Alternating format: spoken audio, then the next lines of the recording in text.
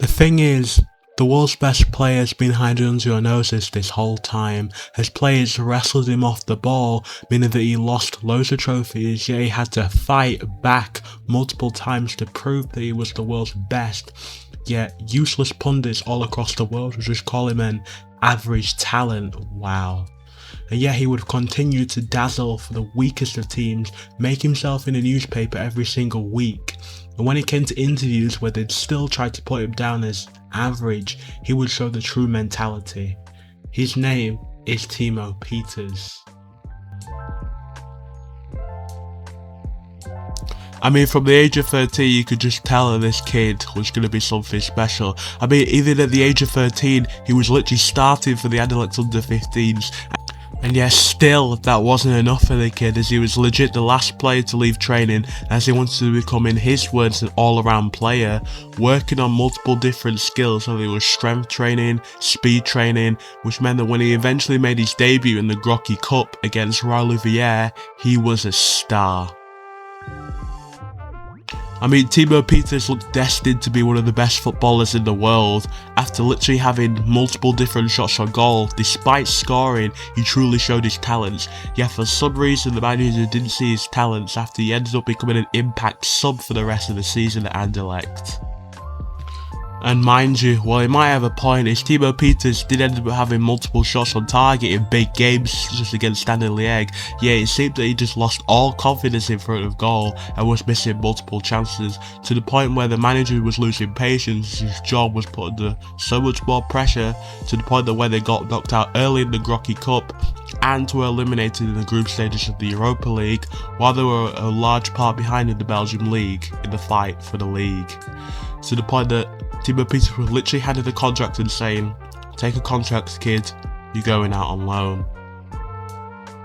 But what if I told you that was a mistake, as Timo Pieters would literally begin one of his most destructive tallies in his entire career, legit scoring in every single game with multiple different unique goals. It was as if something had taken over the kid. It was as if he had something to prove, which in a way he kind of did, ending his Anderlecht career in 7 games with 3 goals and 2 crucial wins with his goals. And for those that might just say he's some random Adel Tarabat or Hatter Ben Arthur, what kid has a whole big team change their tactics just to focus on him and literally foul him off the ball multiple times? I mean, not even Messi and Ronaldo could do that in their prime. And while he left that game with multiple bruises, he eventually made Belgian history for being fouled 7 times in one match. So much so that Denver literally signed him up on the spot, saying that he could be the player to save them and drive them up into Europe. However, after an unconventional time at the club where he suffered a muscle injury, leaving him out for 3 months, that was the end of his part in Belgium. This would cause Anderlecht to ship off Timo Pieters to Wrexham in the hopes that he could start off his career there. However, what people fail to realise in this part of the video, especially pundits, is that Timo Pieters was the world's best all-around player in terms of every single trait a footballer would need, hiding as an average player. As Timo Pieters signed on the dotted line in a contract that would earn him $360k a year. And if you ask Belgian fans, they would say this is where Pieters truly started his career, where people would truly see him as one of the best. As English fans, as he'd start multiple games, would heckle him, especially when he was struggling with injuries at the start of his Wrexham career. And while injuries is something that Timo Pieters would constantly suffer with, eventually he got used to Wrexham and the EFL Championship and how it worked, and eventually he enabled himself to find his true form. As this is the first time in Timo Pieters' career where you can clearly see that he's generally one of the best players, hiding in the most average of leagues, as he legit scored in every single game he found, as he legit forced Wrexham to become one of the top teams in the league. And with Timo Pieters being so clutch that Wrexham managed to qualify for the EFL Championship playoffs, where in a game against Coventry FC, Timo Pieters announced himself to the Wrexham's fans by scoring in the first 3 minutes, as Timo Pieters literally climbed onto the advertising board and legit screamed to the Wrexham fans, saying, I quote, "This is my true level. This is the level that I can play at. With me at the helm, we can win some trophies. Had Timo Peters not have got injured in the training before the match, he would have won his first trophy in his career, as Coventry ended up winning that game 3-0 in the second leg. And with Wrexham truly realising how much of a valuable asset Peters could be for them, with Ryan Reynolds even checking up on the guys to check he was okay, and even offering him money in the backroom deal, while the physio specifically did work with the players to check he was okay, specifically working on the muscles, a problem Timo Peters has suffered for the start of his career. Truly proving that he is one of the best players in the entire world and one of the most technically gifted, as he could legit pull a goal no matter what, given the situation. Because whether it was him literally bulldozing his way through teams to score goals, or whether it was legit him scoring long range bangers such as a double against Preston, or beautifully managing to link up with his team to score beautiful goals inside the box. Scoring hat-tricks in multiple different games, such as a big hat-trick against Norwich as he pushed with Wrexham for the playoffs again this season. Pulling multiple embarrassing nutmegs every single week, again showing his true skill and technical ability on the ball, or abusing his famous type of finish such as a curler which he managed to score against Everton, or the day that he won the EFL Championship Goal of the Year, where he legit played in a game against Middlesbrough, spun and beat one player in the box before scoring a beautiful curler in the box to win Goal of the Season. This was the true level that Timo Peters knew that he could play at, and why he should have been considered the best player in the world, playing for an average team. Yet for some reason he was still ignored, despite the fact that he won multiple EFL Championship Player of the Month and Goal of the Year. Meaning that despite the fact that Timo Peters' team finished in 13th place, in 2 seasons he had 28 goal contributions, 23 goals and 5 assists. So much that he almost won top goal scorer in the EFL Championship. He was playing at an unreal level. Surely at this point people had to notice his talents. So much so that Timo Peters was literally not available when the Wrexham players were clapping off to the fans at the end of the season. Most fans were quick to point out that Timo Peters was missing from all the celebrations, and that was because Timo Peters would end up actually getting multiple different Premier League contract offers, such as getting offers from Aston Villa and Leeds United. However, Timo Peters did have a problem with both of these clubs, as with both of these teams using a long ball style where Timo Peters would have to play more as a conventional striker rather than a deep false nine that can link up with players and use his technical ability. Timo Peters ignored both of these clubs and signed a deal with West Ham United. However, as always, when you sign for a team in the Premier League, there's always doubters trying to put you down, and that clearly got to Timo Peters, arguably for the first time in his career, as he had a very poor start in his West Ham life. I mean, it felt like the mentality monster was finally beaten, as in his first 8 games in the Premier League season, he failed to record a single goal contribution. It was as if all social media was doing was making fun of Timo Peters and barely getting to know how good he truly was, just laughing at his embarrassing misses and laughing when realistically he was easily getting pushed off the ball, with Paul Scholes just deciding to say that this guy wouldn't even get on my Sunday League team. Just for Timo Peters to do what he always does in his career, bounce back and prove his true mentality, absolutely battering Paul Scholes' team in his next game, providing assist after assist, barely playing as an actual striker and doing everything he could to beat the Manchester United defence and get the ball to the attacking players. Not even scoring a goal, so much that every single player in the league decided to stop what they were doing and just kick him off the ball. How many players in the league have managed to do that? So much so that Timo Peters literally had to fight back and do everything he could to embarrass every single player in the league, no matter what. It was as if he was literally doing everything he could, a different famous skill move every week, because that's the type of player he was. So much so that Graham Potter literally abandoned all tactics and said to the big players like Thomas Soucek, get the ball to Timo Peters. In reality, Timo Peters is literally just a ticking time bomb, as when he decides to score goals, he would score goals, scoring a beautiful curler against Newcastle before running all the way to the other end of the pitch, fighting every single player that decided to challenge him just to score a beautiful goal. to score a double against Newcastle before writing his name and getting his name in the Sun newspaper. A rare event at the time. Because I mean, if you're literally still not convinced, what player in their prime can bounce back from adversity in their first Premier League season and perform at such a high level no matter what? Also, what player has the confidence who's playing as a striker to drop deep, pick up the ball in their own half and literally drag it forward and bring it straight into an attacking area all on their own? A skill that has literally disappeared from the Premier League. He has resurrected it from the dead and brought it to an average team. Not to mention he bombs the box, runs into the box and scores multiple different goals. He truly is the best player in the world. However, while you the viewer may think that Timo Pieters took off here and started to truly show the world why he's the world's best, that is unfortunately not the case, as despite the fact that he was embarrassing one player every week, eventually that will come back to bite him. As after scoring a beautiful goal against Ipswich in January, he eventually got tackled and targeted until he got a muscle injury that would leave him out for 3 months. And with this being a problem that would plague Timo Pieters for his entire career.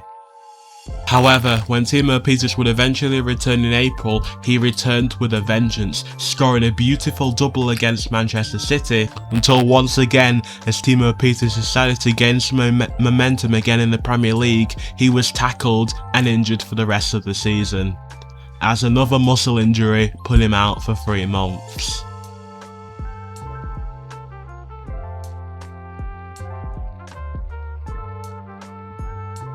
Now for Timo Pieters, this might seem like the end, as he missed 6 total months throughout his first season at West Ham and had to go through a large rehabilitation process while being sent to the best specialist in London to work on his leg and make sure that his muscles were okay to keep going. Meanwhile, Graham Potter was being told that West Ham would give him less financial backing for the season and he would have to work with the resources that he'd been given for the season.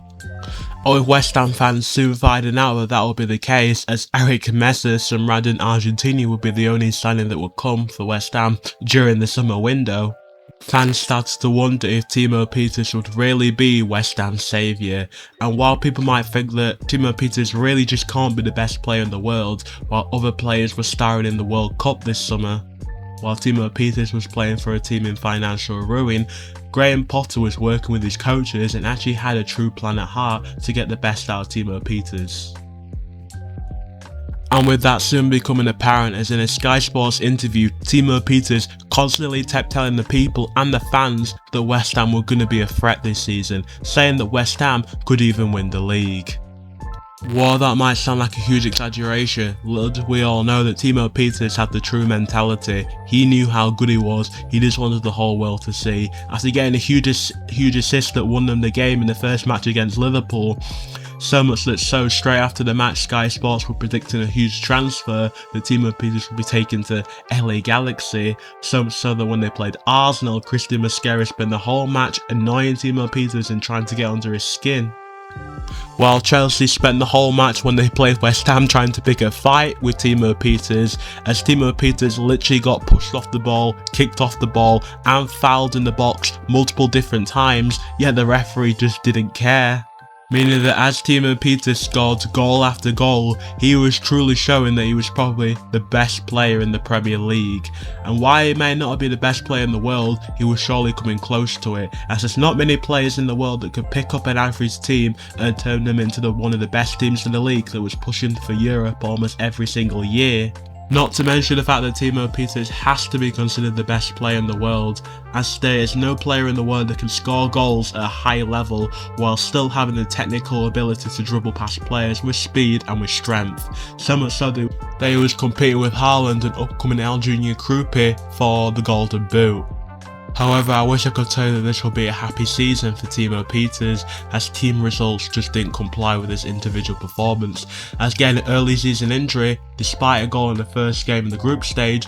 West Ham crashed out of the Europa League, meaning that Timo Pieters had to put all his resources into the FA Cup, where after West Ham knocked out Burnley in the first round, they went up against Manchester United, where Timo Pieters put up a performance of attacking art, scoring a beautiful curler in the first half before sliding in to get the second goal against Manchester United to push them through to the quarter-finals. where Timo Peters once again showed why he was the best, causing Brighton so many problems, fighting to keep the ball in the box to score a goal before running from one side of the pitch to another once again to keep Brighton in the game and force the game right to extra time, where Peters was so tired in the match he had to keep fighting, playing the full 124 minutes, pushing the game right to penalty, where Timo Peters actually stepped up to take his first penalty ever in his career, putting it home and putting the pressure straight onto Brighton, scoring technically his first hat-trick ever in his career as Brighton missed their penalty and West Ham went through to the semi-finals. Well, after getting an easy semi-final against Portsmouth in the FA Cup, winning 1-0 again thanks to Timo Peters, that set up a famous FA Cup final between West Ham and Arsenal, with Gary Neville even having his say, saying that people forget that Peters is more creative than just pure output. He's like a random mix of Jack Grealish and N'Golo Kante, and because of this, people truly forget that he's probably the best player in the league. And while that was hard to believe because of who Gary Neville was and his previous takes, people were starting to finally figure out who Peters was and why he really could be the best player in the world. However, with Arsenal being a good team as they were constantly fighting and playing in Europe every single season, could this be Peters' chance to finally win his first trophy and actually have some form of proof that he might be the best player in the world at the age of 25? Well, with this being one of the most chaotic finals in FA Cup history, as despite Arsenal going 1-0 up, they missed the chance to go 2-1 up just for Pablo Aguadin of West Ham to score a beautiful chip into the goal to make it 1-1. Unlocking Timo Peters into the game, where Timo Peters once again got under Arsenal players' skins and went straight at them in 1v1s just for them to foul him multiple different times until he eventually had to leave the pitch with another injury, right at the biggest chance in his career to win a trophy, where Timo Peters had to watch on from the bench as his team got ready to come up and take the penalties. He ended up watching his team go out in one of the most disastrous ways ever imaginable, as Scales missed his penalty and West Ham lost in the final, meaning that once again Timo Peters didn't have proof that he was regarded as the best player in the world, as once again there was reason to ignore him as Arsenal celebrated into the sun.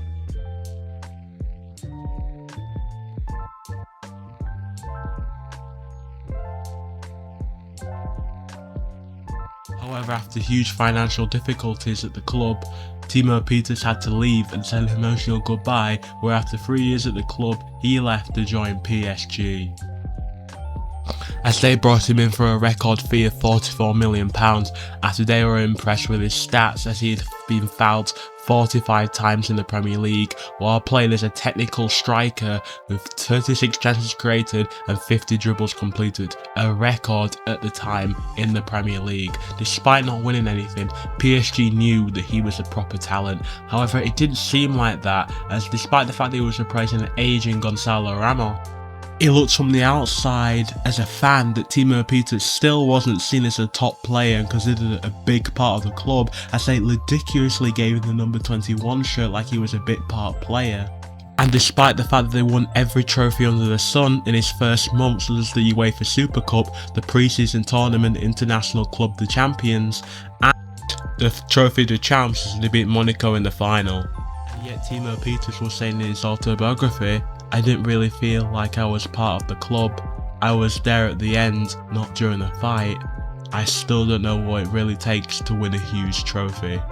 Despite the fact that once again Timo Peters showed his true class, as in the UEFA Super Cup final against Olympiacos, he scored a big goal that won them the cup,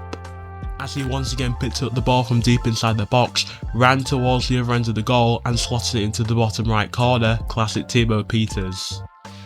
But yet, this time being the PSG Ultras being as toxic as ever, as they saw that their old players like Desiree Doué were the ones that were really getting the job done in tournaments that they expected to win. But as always, Timo Peters showed no fear when speaking to the PSG Ultras, and he soon showed his true ability on the pitch. as to what I like to call the mentality monster, truly got to work on the pitch, where in a game against RC Lens, despite not scoring many goals in like his first 6 appearances, got the ball, took it out wide,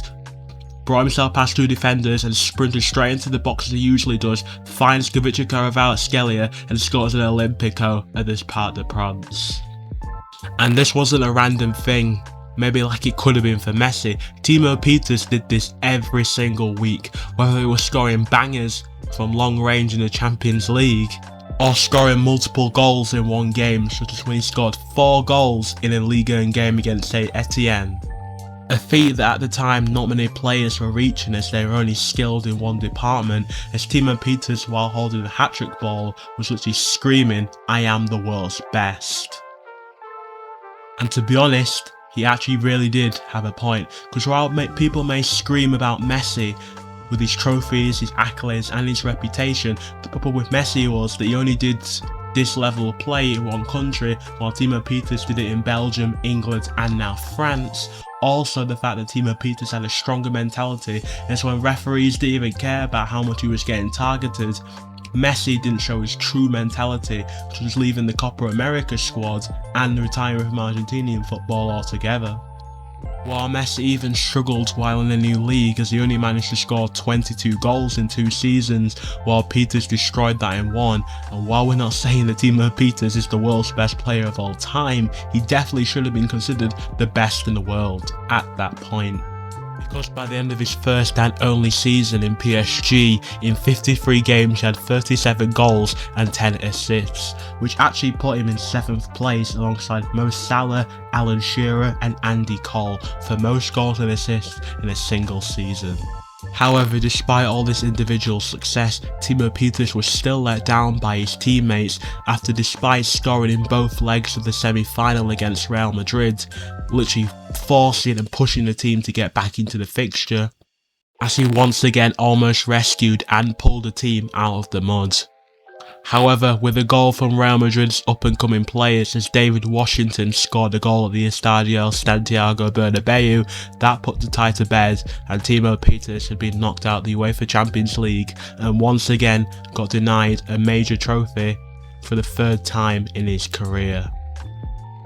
And yet still, Pieters' goals that he managed to score in Ligue 1 were enough to get them through this difficult time, and despite getting pushed late on in the season by Strasbourg, as there were little points in difference towards the end of the season, PSG managed to get through to the end of the season and were crowned champions of Ligue 1, partying into the night. Not to mention the fact that Timo Pieters was awarded with the Player of the Season and Golden Boot at the end of the season, while also making it into the inaugural team of the season, once again showing that he was truly one of the best players in the world at the time. Where even Boudabi, who at this point had won 3 Ballon d'Ors, came up to Timo Pieters in a pre-season friendly and said, "You are the true best player in the world. For this year you deserve the Ballon d'Or for all your efforts." And while people at least believe that Timo Pieters had a really good season, arguably one of the best players in the world, next to Noah Mbamba, who just won the Champions League with Real Madrid and was actually one of Timo Pieters' old teammates at FC Dender, meaning that like the rivalry between Dembele and Yamal, it will be Timo Pieters versus Noah Mbamba for the Ballon d'Or. And despite all Timo Pieters had gone through, people still asked him whether this was finally his time to prove he was the best, yet Timo Pieters would still remind people that for years he had been proving that, but if people wanted to decide, then let's do it at the World Cup. Now at this point you may be wondering why Timo Pieters actually hasn't featured for Belgium, despite the generational talent he's been proving since the age of 13 all the way to the age of 28. Well, this can be explained down to this man right here, Rudy Garcia, who having an iron fist held all over the Belgian FA. Thanks to him not liking Timo Pieters' style of play, he pretty much right out banned Timo Pieters from the Belgian team for years, which might have been one of the main causes for people not knowing how good he really is, maybe outside of the countries that he played within. Well, with a poor run of form in the run-up to the World Cup qualification campaigns, Rudy Garcia was sacked and replaced with Belgian legend Vincent Kompany, who was famous for saying, "It is an absolute disgrace that Timo Pieters has never played for his national team. From the day he burst onto the scene at Anderlecht, through the mental and psychological struggles that he suffered at Wrexham through injury, just for him to come back and play at the highest level and score some of the most creative goals ever seen, while pulling his team out of adversity just for them to falter at the last minute, and yet he'd still show up and perform every single time. Now it is Timo Pieter's time to show the world why he is the best. And you could just tell during the World Cup opener against Norway that Timo Pieters was out for blood, not to prove that he was the world's best, but just the fact that he was playing for Belgium, singing the national anthem with so much passion, while literally being next to his rival, Matthijs Doumbia. And it begun as in the group stage match day 1 against South Korea, Timo Pieters scored a goal just for South Korea to score 4 unanswered, asking major questions of Doumbia, just for Timo Pieters to show up in match day 2 and score a double with a beautiful curl into the top right corner in the first half, before in the second half scoring a beautifully low driven effort into the bottom left corner in the second half, winning the game for his team and securing them a spot in the knockout stages after a good defensive performance against Colombia. Timo Pieters had successfully forced a lacklustre Belgian team, where Doumbia couldn't even perform, into the knockout stages. And after multiple attempts to hack him down, as teams had run out of ideas on how to deal with him, as they knew, however, that Timo Pieters' body was at a breaking point. However, as always, for the last time in his career, he would conquer all and fight through for Belgium, the national team that he grew a part of in this tournament, scoring a beautiful goal in the semi-finals against England, while also scoring beautiful goals against Austria and Netherlands to push them through to the World Cup final. So this was truly it. Portugal versus Belgium in the FIFA World Cup 2022 World Cup final. Arguably for most, Timo Pieters' last time to show he was the world's best. However, for most, little did they all know, he has been the best player in the world, hiding as an average player for years. And Timo Pieters got to work, as in the first 10 minutes, for the last time, he sprinted on the left and scored the beautiful curler into the top right corner. Classic Timo Pieters, before a late free kick from Belgium pretty much ended the World Cup for Portugal, and in my eyes crowns Timo Pieters once and for all as the best player in the world, and maybe even the best player to ever grace the pitch for Belgium. And with that, Belgium were World Cup champions.